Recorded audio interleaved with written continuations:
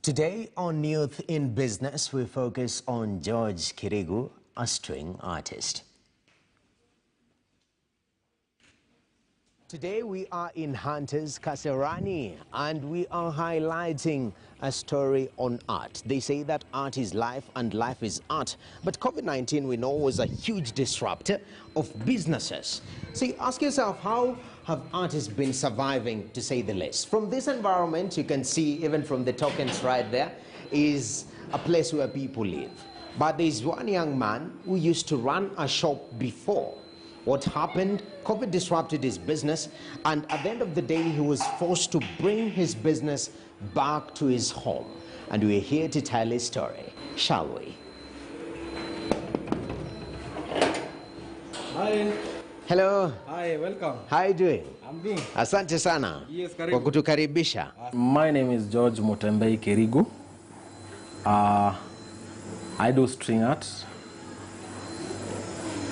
This is basically my hustle. It is what I do 24/7, and this is what pays my bills. Okay. I know very well I'm talented in art, but I was looking for a unique kind of art which is not common to people, and I came across this string art on YouTube. I started learning a bit of it from YouTube. Later on, I realized my friend was also doing string art. So I got some free information from him, and that's how I started, and I'm doing good. Start with around 6,000 was going to go. I was able to procure some few materials, strings, board, the hammer, clocks, the clock machine, nails. Yeah, so with as low as 6,000 I was going to go. I was able to buy few materials that I needed, but that was not enough. I had to buy others on the way. As I was continuing with my string art work, I had to buy some other. So when I was starting, I was buying the most essential, the thing that I cannot do without. Well, I started by hawking them. Going on the streets, getting into offices, even though some offices, when you get there, you are turned down. You are told like we don't allow hawking here. When you even request to talk to the guy who is in the branding, you are denying the access. But that one does not break my heart or does not pull me down.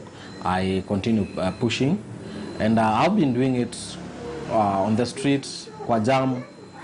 Yeah, pre-COVID, it was doing very well, and I managed to get a studio, which I was able to pay for, and all my work I was doing from the studio. I was able to get some orders. I remember like last year I was even sending orders to Uganda, and so I was able to establish myself. I was able to come up with a different huge stock of materials.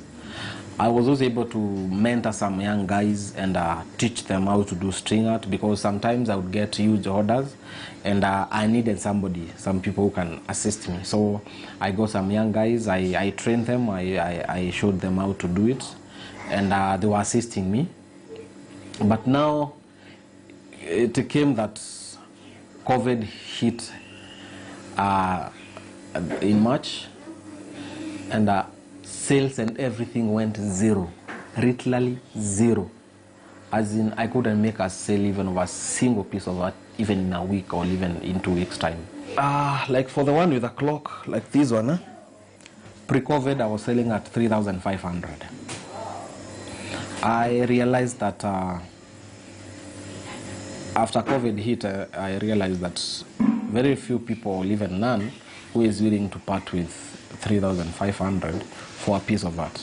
As a matter of fact, when I was hooking my pieces of art, people would tell me, "You guy, we are buying mask, sanitizer, and food. So stop selling art to us." So I aim to lower the price up to 2,500, at least to accommodate, to be able to be affordable to everybody. It has not peaked yet. I'm struggling, but I'm hoping. I'm so hopeful that things will be okay and things will come back to normal, and I'll be able to get a studio so that I can have a good environment for working. You know, when you're working from home, so many disturbance, your child is coming there, you get a call, all those sort of things. I've learned a number of things that be ready for change.